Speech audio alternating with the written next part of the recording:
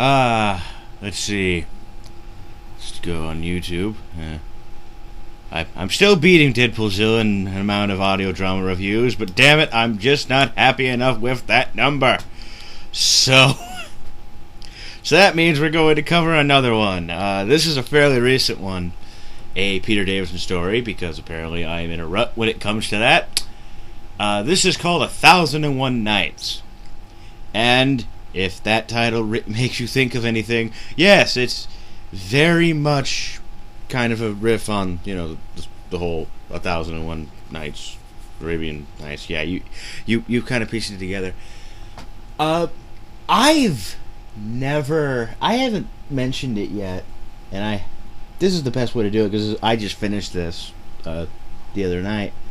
But Big Finish has done interesting things with the format of with their audio drama format. The thing I do appreciate is they produce it as if they're producing a television series, but in audio. Meaning, they produced it serialized for the most part, and usually they've stuck with the 4-episode format. Making a few exceptions, there's 6 episodes here and there, but usually sticking very broadly to the 4-episode format, or even doing just 2 episodes on one disc. Usually the monthly releases are 2 disc sets, 2 episodes on each disc. And they have taken interesting directions with that whole format. One thing they've done is actually do 3-part stories, but reserve the extra space on the second disc for a one-off 1-part story that may or may not loosely connect, or in the case of some kinds of... One example is Mission of the Virens, which I remember covering. Basically was kind of a one-off to set up this plot thread, or the idea of a concept. That one obviously being what the Virens were, and they would play a big part in the trilogy later on in Big Finish. And they usually do reserve something like this for December. Another thing they've done is they've done just flat-out anthologies, where the release is strictly, 4 one-part stories with a loose theme or tiny little story arc. Again, going back to what I covered before, The Word Lord, which was a 1-episode story, was originally from an anthology called 45, which was something they wrote for the 45th anniversary, but also there's a slight little plot thread that carries on to the end. Word Lord being the end of the whole of the plot thread where it all builds. They like to do one at least once a year now, usually towards December, with a small exception here and there. 2011, they actually, because they usually save it for either December, or if they run into a number. Their 100 monthly story, which was just called 100, was anthology, and their 150th one was anthology. But since 150 didn't come up December, they had to do some rearranging of the schedule. So, 1001 Nights is kind of, sort of that. One that I want to cover someday, but I want to re-listen to it before I go back and cover it, is Circular Time, which was the first one, which features this doctor with this certain companion, or in this rough of a timeline, Nissa. That one, I can say, was very interesting. Every episode is very standalone, but you feel the titular kind of theme hang on. That one had a theme. Every story had a theme that connected it. Whereas this one's basically the way the stories are told. It's not as much of an anthology as the other ones. This one's told basically like a scaled-down version of Trial of a Time Lord.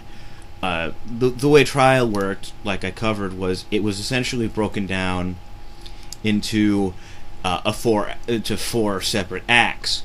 But the first 3 acts kind of had a framing device that connected it all. The trial itself, which was the big, all of the, subtle things that the subsequent stories, would build up, would throw into the trial stuff. That stuff would eventually, the bigger stories would feed into the trial segments, and the trial segments would build up to the big, the big final fourth story, the fourth act of it.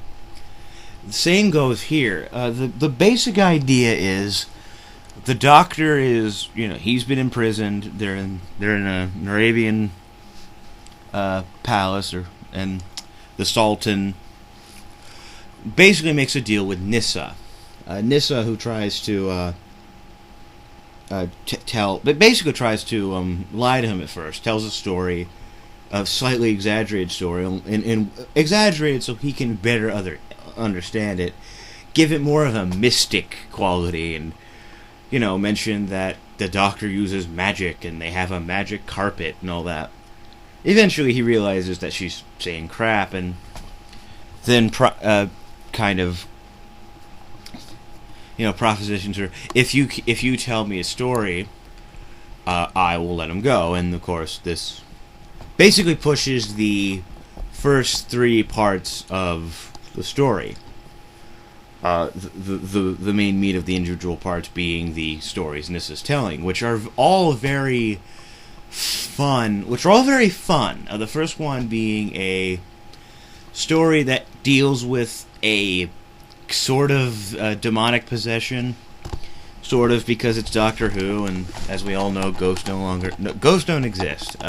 Ghosts are interstellar species trying to take over people, or some strange alien survey team that kidnaps people and hates evolution. We've established that ghosts don't exist.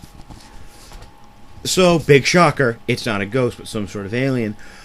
But I'll admit, it was that story itself again was fun. It was really kind of it was funny to see how they kind of jokingly paralleled how the Doctor handles things, and seeing the Doctor perform a exorcism was really funny. How he kind of strings together common phrases like by the power of Gallifrey and Rassilon and Omega, I exorcised the demon. It was really fun. And here's how quintessentially British this story is. The day is literally saved because the Doctor explains what tea bags are. Like the actual item that you dip in water and make tea. Not the horrible action that loser jackasses in Halo do to you because they have no security in their lives and are morons. Darth Jones 55. And he doesn't listen to this, so I can make those jokes. So that's that. That's the first kind of pseudo story. Now, I'm just going to say this now. The three stories are just throwaway stories. They don't have any impact. It's just Nyssa telling this guy adventures. After that, though, it's not that they're terrible or anything. They're all fun. They don't, they preoccupy the time. You don't feel like it's dragging, but you do kind of catch on by like halfway through the second story. These are just throwaways. They serve a bigger point. The whole point of Nyssa telling these stories to the Sultan, there's a bigger point to it, and while he's telling this, the whole mystery of who he really is and why he's making Nyssa actually do this is it caught me by surprise, and I thought was handled really well. I'm not going to reveal it. I'm going to keep that a secret, but the fact that there was a whole plan building to this all along, and who he really is, a big hint is the Sultan is an alien, but I'm not going to explain how or what his plan is, or how it all works. But I do love that basically they took they realized, well, we have an anthology release, but they shook it up. I do appreciate that. But the stories themselves, on one hand, I've only listened to one full anthology, again being Circular Time. I do love the way those are handled. It's really nice to see individual episodes. This wasn't that. This was a straight up four-parter where, again, they take brief asides into different stories, but in the end, the whole, telling them the story is very important to the end of the plot. That's all. It's not. I kind of realize that, and they weren't like being very mischievous about it. They were, they were very. This isn't in the promotions and interviews before this came out. The writers and director and people who run Big Finish were going. This is going to be very different, and I was ready to accept that, and I saw that, and I get it. If you are curious, other adventures include the second kind of story Nissa tells. I like because it's very entertaining and somewhat clever how it works. It's one of those things where they take an idea such as they find themselves in this place, in this bar, where they don't take money, but instead you simply pay by if you tell a good story. They trade by stories, and they do a kind of fun little sci-fi twist on that. But once again, it's throwaway. The thing that makes it fun is that it's paced really well, and there's a lot of good performances to balance it all out.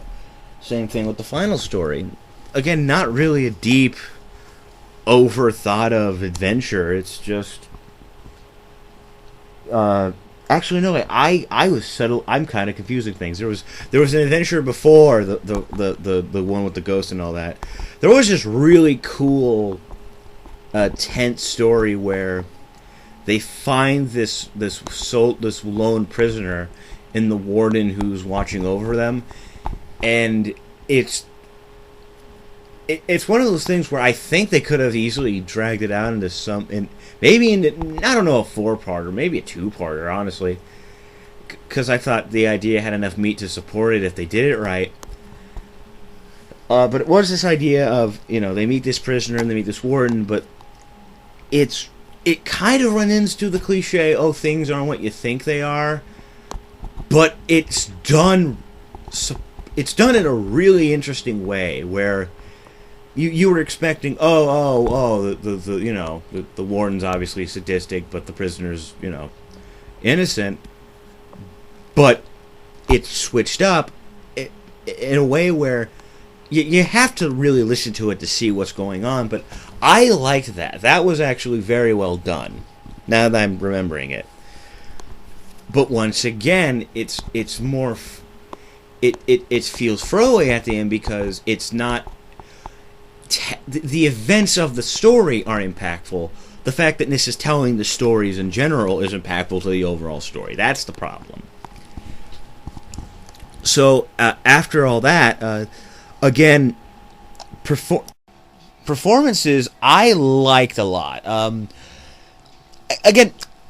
Davison and Sarah Sutton are great as always, but I do love how the vignettes, the 3 little mini stories, give them a chance to do slightly different things.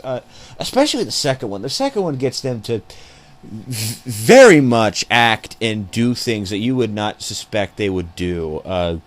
Sarah Sutton, Nissa, has to play possessed, and she goes, very much into camp, but I liked it. It was very much her going, I am the ghost who's ridden past time and space and control the world. And they put a fancy voice effect on it and all that, but it's very much someone going, that's silly, but it was fun. And to hear Peter Davison go, the power of Gallifrey compels you is worth the money I spent on this. That was great. I love that. And so they're fun throughout. They're definitely, most of the time they're giving very, very standard but still very good performances. The one actor, the big guest star is the Sultan, played by Alexander Siddig, who played he played the Doctor on Deep Space Nine and all that. He's been in a few other things. I'm sure someone's going to note. He is very good as the Sultan.